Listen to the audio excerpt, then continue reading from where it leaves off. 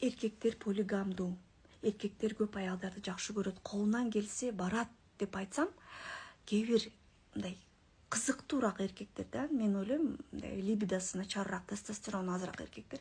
Жок, Кудайдан корккон эркек антпейт, зынадан корккон эркек антпейт деп жазат. Анан аялдар жазат жаман көрүп мени. Анткени алар өзүнүн иллюзиясынан арылгысы келбейт.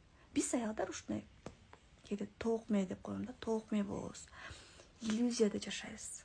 Ошол иллюзияны жоготкубуз келбейт. Эркектер полигамдуу. Эмне үчүн буну түшүнүшүңөр керек. Анткени жигиттер эмне үчүн аялдарыңар түшүнүш керек. Анткени силердин изменаңарды көрүп калса, билип калса, ал үчүн мына канча аял кайрылат мага. Бул жашоосунда болгон чоң трагедия. Баласын да карабай калат, өзүн да каралбай калат, эркегин дагы өмүр бою жек көрүп өтөт. Өзү да бактысыз болот, эркегин да бактысыз кылат. Андан тышкары это еще не все.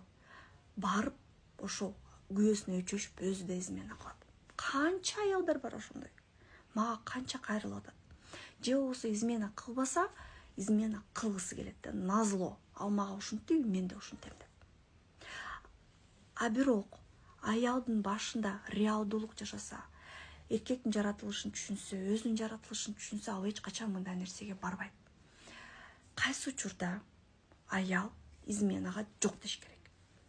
Жакшы угуп, жакшы түшүнүп алгыла. Эркек аны сыйлабаса, эркек ачыкка чыкса, эркек ага жаман мамиле кылса, эркек ага эмоция берип, эркек аны сүйбөсө. Вот ошондо четко границаларын коюп, ошондо четко изменаны трагедия кылып беттен алыш керек. Калган учурда сүйлөшүш керек, өзүн анализдеш керек, эркегин анализдеш керек. Эмне себептен ортодо мамиледе ушундай проблема чыкты? Ооба ал полигамдуу, ооба ал көп аялдар жакшы көрөт. Бирок эмнеге мени сыйлабайт? Эмнеге мага билдирет? Эмнеге менин жүрөгүмдү оорутат деген суроо бериш керек. А сама по себе измена бул трагедия эмес. И, пожалуйста, жигиттер, кайра иллюзияга малдырып аялдарыңарды баштарын урутпагачы, ошол суранам.